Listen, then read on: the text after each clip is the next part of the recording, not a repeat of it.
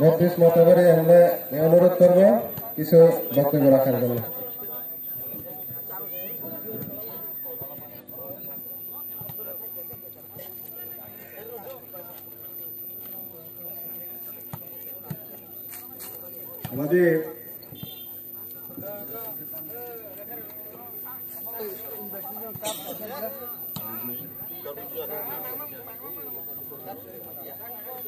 আমাদের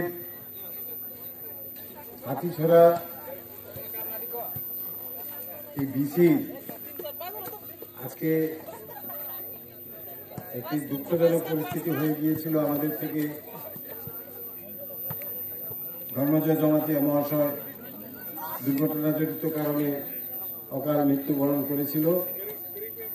ওনার আত্মার সদ্গতি কামনা করে আমরা 1 মিনিট নীরবতা পালন করেছি। ওনাকে স্মরণ করার জন্য, ওনাকে আমাদের সমাজে স্মরণে রাখার জন্য আমরা আজকের এই টুর্নামেন্ট, ভলিবল টুর্নামেন্ট, এই ভলিবল টুর্নামেন্টের আয়োজন করেছি। এলাকার যুবক ভাইরা, যুবক বোনেদের এবং খেলা পিপাসু ভাইদের নিয়ে এই খেলা আমাদের কে কেন্দ্র করে যত রকম এই যুবক ভাই বোনেরা আছো, সবার দৃষ্টি আকর্ষণ করে আমি একটা কথাই বলছি, খেলাধুলা, লেখাপড়া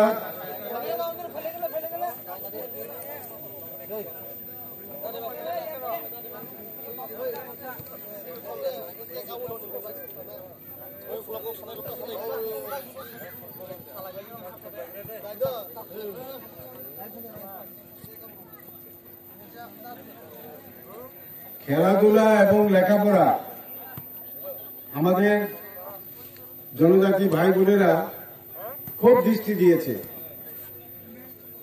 এটা খুব আনন্দের ব্যাপার। আমাদের জনজাতি ভাইরা যতদিন অব্দি উন্নতি না করতে পারবে ততদিন অব্দি ত্রিপুরা রাজ্যের উন্নতি হবে না। একটা ডানা দিয়ে যেমন একটা পাখি উঠতে পারে না, ঠিক আমাদের জনজাতি ভাইরা হচ্ছে আরেকটা ডানা, একটা পাখির 2 ডানা, একটা হচ্ছে জনজাতিরা, আরেকটা হচ্ছে আমরা। একটাকে ছাড়া একটা উন্নতি হবে না। কাজেই লেখাপড়ায় তোমরা যে দৃষ্টি দিয়েছ, খেলাধুলা, লেখাপড়া, আমার সরকার, আমার মুখ্যমন্ত্রী তোমাদের পাশে আছে, সবসময় পাশে আছে। কিন্তু তোমাদের উন্নতি তোমাদের করতে হবে। মুখ্যমন্ত্রী পাশে থাকবে, সরকার পাশে থাকবে, উন্নয়ন তোমাদের করতে হবে।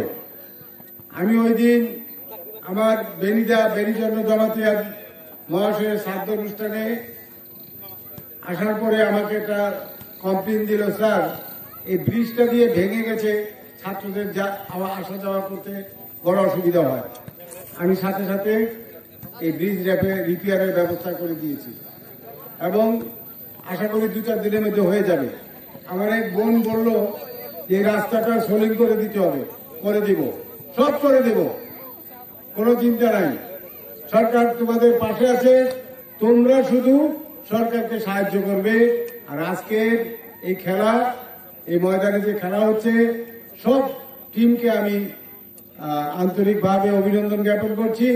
যারা জয় পরাজয় 1-2টা পার্টির মধ্যে হবে, কিন্তু যারা অংশগ্রহণ করেছ তাদের সবাইকে ধন্যবাদ। আমি খেলার ওপেনিং ঘোষণা করছি। সবাই ভালো থাকবে। যতন খরুকা বেলা বেলা হামবায়।